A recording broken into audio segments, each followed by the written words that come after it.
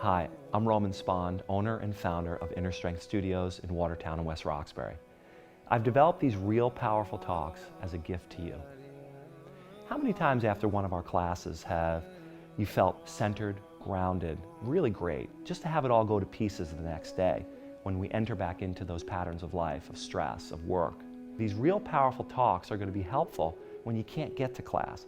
But you know that by just simply breathing, it'll help to get you over the edge of the challenge that you're currently experiencing. So many of you have expressed how the practice of yoga has changed and shifted the quality of life for the positive. I'm here to tell you it's not just because of the physical work you do, but it's because of three basic points. The physical is a huge piece, how you hold your body, how you breathe. It really makes a difference. What you focus on and the meaning that you make of life's events, that's what really shifts. Those three together gives you that sense like you're really growing and that you're not at the effect of life's challenges, but you actually have a little bit of self-control. Not a little bit, a lot of it. Each and every one of our yoga classes here at Inner Strength has as its intention those 3 points. We begin by posturing your physical body and turning your attention away from the grand scheme in the mind and onto your physical body and into your breath. We focus your attention. And in that moment, you realize that you do have focus, you are aware, and that you actually can focus it. In each and every one of our yoga classes, my teachers and I also offer the rich tradition of the teachings of yoga. One of those traditions of the teaching of yoga is, regardless of gain or loss, birth or death, success or failure, we must remain calm. That's a very valuable perspective to have as we pursue what's important to us in our lives. As the owner and founder of Inner Strength, what I've been taught is to seek out experts that I believe can teach me something. And this is what I've done with our team here at Inner Strength. Every one of our leaders here has a unique perspective in this world, and yoga has touched their lives. In this session of Real Powerful Talk, we'll be meeting with Michael Kistoglou. Michael's a leader at our organization. He leads classes at both of our studios, both in Watertown and West Roxbury. Let's listen in on what he has to say. Really, when I come into, for my own practice, side angle pose, and I start feeling into my body and I start opening up more and more, I get to this place where eventually I get a little frustrated. I get a little tired, my breath becomes shallow, and I'm ready to come out. My legs are shaking, my heart's beating, and I'm just like all done and I'm ready for the next thing. And so staying in the pose, like BKS Iyengar says, the pose begins when you're ready to come out. And so in the form of relationships, when you get into an argument or you are having the impolite conversation that you're not interested in really continuing and you've just about had it, or you're out with friends and you don't want to be out with them and they're doing something that isn't as interesting to you as it is to them, that you take leaving the situation off the table, that you take walking away from the conversation off the table, that you take reacting off of the table and you come into a responsive state of being. So I come into side angle pose, and then it's those things come up and I turn to my breathing. And then it's a long breath in and a long breath out. One of my teachers says, you know, when you feel like you're just a few breaths away from losing it, you have to remember you're only a couple breaths away from keeping it together.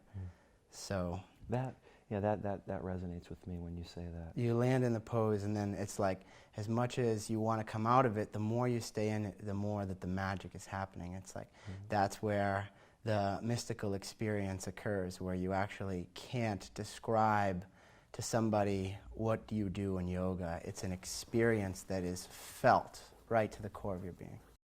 In regards to creating a positive meaning for life's events, I can't help but notice how darn positive you are. You know, it seems like you always put life's events into the best possible light. How can a student understand that they have that power available to them? I guess is my first question. And how do you then take an event that's seemingly like negative and like it's never going to end and create a positive meaning for it?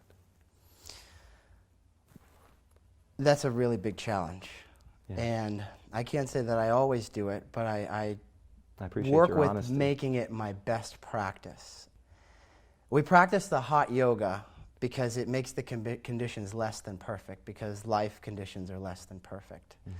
So you put yourself in a scenario that's uncomfortable and try and find a place of comfort while you're there. Mm-hmm. And so when situations arise that are negative, my girlfriend will say something like, "What can I learn from this?" Or "How can I use this?"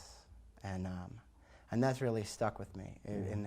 And so in that situation, it's really like taking a second to step back and to reflect and say, how can I use this, turn this negative energy into wood for the fire, to really have the energy, the fuel to continue to move forward. And it's something that you revisit daily, in multiple parts of your day, and you just work with doing your best at turning it into positive. It's just more fun to look at things in a positive light. You know, if you're like looking at, like, who wants to be around somebody who's negative all the time? You know, it's like contagious. If I'm positive and I'm feeling good, and I can share that with you, and then maybe your day's not going so great, and all of a sudden you get like a little smell of it. Yeah.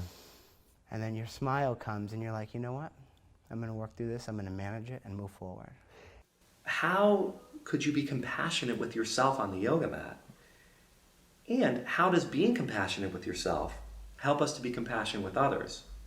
And why is that important in improving the quality of life? Oh, compassion is probably my greatest challenge. Really? I'm a real tough guy with myself. A lot of internal battles, but every day I soften a little more and more. And I will say, compassionate. How it happens is rooting into the energy of self-love and kindness. Yeah. It's like being kinder to yourself and tapping into the abundance of love and kindness that exists within us. And when you take a breath in, you can start to feel the abundance of love and kindness that surrounds you, and it's always responding with love, always responding with kindness. So when you see somebody else that you might not have compassion for, that you come into a more loving space saying, I don't know their journey. Mm-hmm. And then you take a moment to reflect on your own journey and say, you know what? It's been a long road getting to where I am. And I've had a lot of challenges. There's been good times, there's been tough times, but I've made it to where I am. And it's taken a lot of strength and courage to get there. So let me just have a moment on my mat, in whatever pose, child's pose, to just honor the person that I've been. Wow. That's very powerful, taking that off of the yoga mat. So where do you begin side angle pose? So you're landing rooted in your feet, and you're light in your toes. And then you, depending upon the side you are, say your right foot is forward, it's bent at a 90-degree angle, stacked right over your ankle. Why is that important? Why is stacking the knee? I see a lot of students, I don't usually see students with their knee forward of the ankle, of the heel, but a lot of them are back. Why is it important to be right over it? Well, when you're right over your heel, you're taking off the stress at the joint of your knee, so that you're not putting your knee, you're not jeopardizing the integrity of your knee joint. Awesome. And so you're rooted through your back foot, which is parallel to the back of your yoga mat, maybe the littlest bit turned in, and extending through your top arm, left arm, and your chest is opening up to stack your shoulders, your right shoulder under, left shoulder on top. And your chest is facing the wall in front of you as you're slightly starting to open up, and it feels really different. Yeah. It feels fantastic. It's really like fantastic is just a word. It's more something you'll have to do for yourself. And I mean, for anyone who's done yoga to a degree can probably come into some sort of a word. And I guess one that would be neutral to say is it has a high sensation. It's incredibly sensational. I do believe that how you do anything is how you do everything. So I'm in my pose. Even if it's not a perfect pose, because it's not, that I'm in it the way that it works for me that day, that moment. That it's an experience I haven't had before, because I've never been in that very moment of my life. This moment right now, we've never shared, I've never had. I'm experiencing it. This is a pose, and I'm in it. And so the way that you show up on your mat, it reflects the way that you walk into your life. You roll up your yoga mat and leave the room, and that's when the teachings begin. It's Atha Yoga Anushasanam, and now the practice of yoga. And every moment. Finally, you have arrived. You walk outside, you look around. Finally, you have arrived into the moment of now, and you have an opportunity to go inward and draw forth all that is best within you and shine and be radiant like starlight and give it to the world, to somebody just passing you by, that you just smile and say hello, even if they don't say anything back. That you just offer your best to yourself and the world around you for what works for you for that day, because it might not be the best day. And every day doesn't have to be this amazing, beautiful thing. It's like, okay, this is where I'm at, and it's abhyasa, this practice of continuously realigning to the present moment.